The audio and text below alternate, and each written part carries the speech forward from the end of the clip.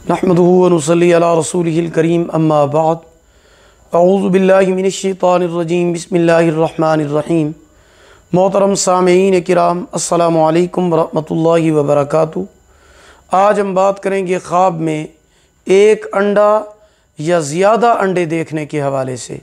इसकी मुख्तलिफ़ सूरतें हैं और उनकी मुख्तलिफ़ ताबीरें हैं। अगर किसी ने ख्वाब में देखा कि मुर्गी ने अंडा दिया है तो इसकी ताबीर ये है कि अल्लाह पाक उसको औलाद की नेमत अता फ़रमाएंगे। ख्वाब में कच्चा अंडा खाना माल हराम खाने की तरफ इशारा है या गम और तकलीफ़ की तरफ इशारा है।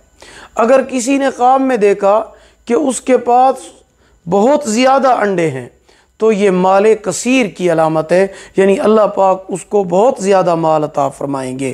ख्वाब में पका हुआ अंडा खाना रंज और मुशक्क़त से माल हासिल करने की दलील है। ख्वाब में नीम पुख्ता यानी आधा पका हुआ हाफ पका हुआ अंडा खाना माल हराम खाने रंज व गम की अलामत है।